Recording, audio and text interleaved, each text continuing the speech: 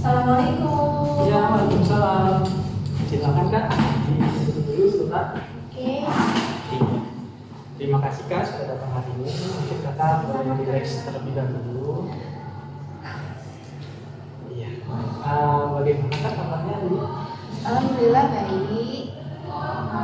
Cuman akhir-akhir ini sedikit merasa cemas aja. Sering merasa cemas ya, nggak apa-apa Kak. Itu wajar banget. Jadi biasanya memang untuk pertemuan pertama seperti ini mungkin Kakak agak sedikit gugup seperti itu Kak. Jadi Kakak nggak apa-apa merasa gugup dan cemas seperti itu. Sebelumnya perkenalkan, saya Pak Farhan. Oke, baik Pak Farhan. Dan di sini tempatnya aman kan? Kakak boleh cerita, tidak usah menutupi, dan juga kakak bisa mengeluarkan semua perasaan yang kakak ingin keluarkan. Jadi apa yang membuat kamu memutuskan untuk datang ke sini? Oke, baik. Akhir-akhir ini saya sering merasa cemas Pak. Gak tahu kenapa kayak jantung itu berdebar, pikiran gak tenang, sama susah tidur juga.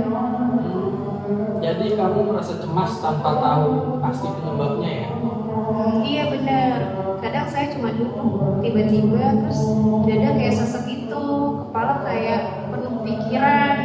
Saya takut ada yang salah sama saya. Perasaan itu cukup berat ya Kak Aspa. Kalau terus-menerus datang, kalau boleh tahu Kak, sejak kapan kakak mulai merasakan hal seperti ini? Mungkin sekitar 2 bulan yang lalu. Awalnya sih karena tugas kuliah yang numpuk, tapi sekarang walaupun gak ada tugas pun saya masih gelisah, Pak Farhan. Saya paham Kak. Jadi awalnya karena tekanan akademik ya Kak ya. Lalu lama-lama rasa cemasnya melebar ke situasi lain. Ada kejadian khusus Kak Aspar yang terasa traumatis sebelumnya? Mungkin dulu ya, saya pernah gagal ikut lomba yang besar, dan setelah itu rasanya kayak hilang kepercayaan diri kayak gitu. Sejak itu saya sering takut bikin salah lagi. Baik. Saya paham kegagalan itu bisa meninggalkan trauma dan juga bekas emosional Kak. Apalagi kalau kamu orang ini ya orang yang perfeksionis atau terbiasa menuntut diri sendiri Kak. Kamu merasa takut kalau pengalaman itu terulang ya? Iya, saya setiap mau memulai sesuatu, saya langsung mikir, jangan-jangan gagal lagi nih. Itu Kak Eva. Itu tanda kecemasan yang cukup mengakar Kak. Tubuhmu seperti siaga terus terhadap ancaman. Padahal belum tentu ada ancaman tersebut Kak. Saat perasaan itu datang, biasanya apa yang kamu lakukan Kak? Biasanya saya scroll handphone biar gak mikir-mikir banget atau langsung tidur. Tapi kadang malah tambah jadi pikiran lagi. Ya benar tuh. Itu respon alami. Tapi kadang justru bikin pikiran makin kacau Kak sebenarnya, karena kamu gak benar-benar menghadapi sumber cemasnya. Mau kalau kita coba pahami dulu pola kecemasanmu dengan pelan-pelan? Boleh Pak. Oke, coba kamu bayangkan satu situasi terakhir yang bikin kamu cemas banget. Misalnya waktu kapan?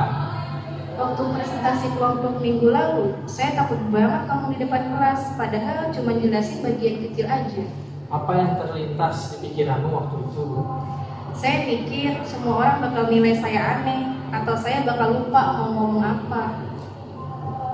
Jadi apa pikiran negatif? Jadi ada pikiran negatif otomatis yang muncul ya kayak kamu takut dinilai dan juga takut gagal lagi. Apa yang kamu rasakan di tubuhmu saat itu Kak? Iya, saya terasa seperti dadanya panas, tangan dingin, napas juga jadi pendek Kak. Itu respon tubuh terhadap kecemasan Kak. Biasa disebut fight or flight. Artinya tubuhmu bereaksi seolah ada bahaya. Padahal sebenarnya kamu cuma sedang berbicara di kelas. Iya, padahal saya tahu gak ada yang bakal nanya nyerang saya juga, tapi rasanya tetap menegangkan aja. Iya benar. Nah disinilah proses traumatiknya muncul Kak. Pengalaman masa lalu, yaitu kakak yang gagal lomba tersebut, bikin otakmu menyimpan rasa takut yang belum selesai. Setiap ada situasi mirip seperti kemarin kakak tampil depan orang, otak langsung memunculkan alarm bahaya. Jadi ini bukan saya yang lebay ya Pak? Sama sekali tidak Kak. Ini reaksi manusiawi dari pengalaman emosional yang belum sembuh. Oh, saya baru tahu kalau ternyata ini bisa nyambung juga ke masa lalu ya? Iya, dan kabar baiknya rasa itu bisa diurai perlahan Kak. Kita bisa bantu tubuh dan pikiranmu memahami bahwa sekarang kamu aman.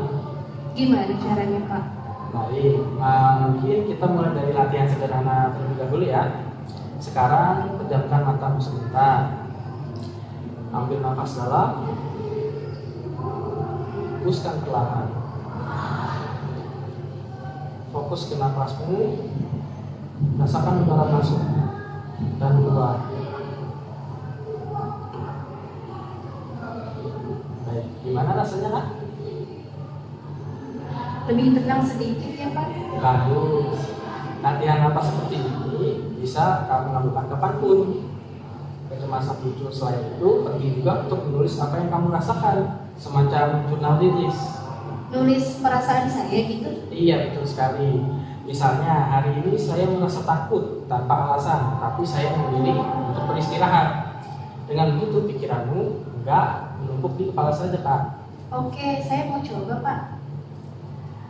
Oke, baik. Dalam sesi berikutnya, kita bisa lanjut mengidentifikasi ya pikiran yang sering memicu kecemasan Kakak dan belajar cara menanganinya.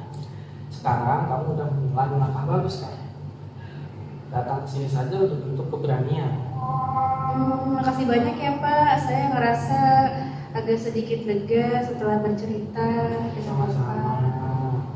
Ingat, nggak apa-apa merasa cemas, tapi kamu juga berhak merasa tenang, Kak. Kita akan pelan-pelan bantu tubuh dan pikiranmu berdamai dengan rasa itu. Terima kasih Pak. Saya jadi lebih semangat. Senang dengarnya. Mungkin sesi kita hari ini cukup ya, dan minggu depan kita akan lanjut lagi. Siap Pak, sampai ketemu minggu depan ya Pak. Terima kasih. Baik, saya akan depan. Terima kasih. Belum menit baru nyampe. 8 Kak. 8 doang. Siapa yang salam? Assalamualaikum. Waalaikumsalam. Ya, Kak, silakan duduk di sini. Silakan duduk ya.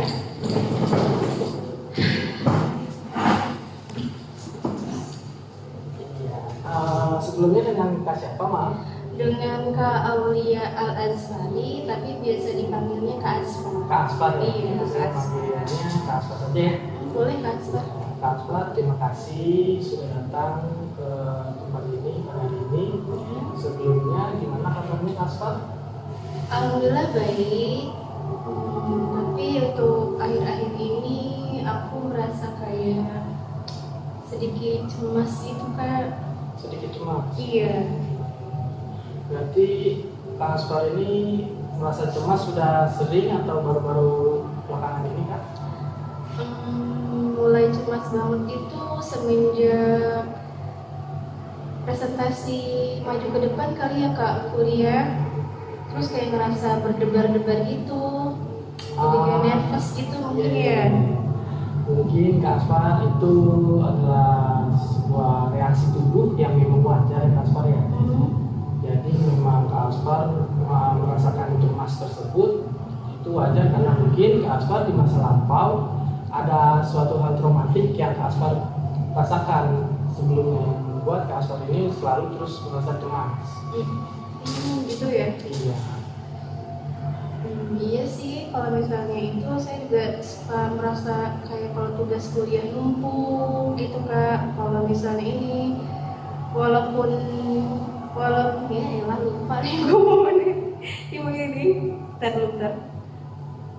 Mungkin semenjak 2 bulan terakhir awalnya tuh kayak tugas kuliah numpuk kan. Nah terus walaupun gak ada tugas pun saya masih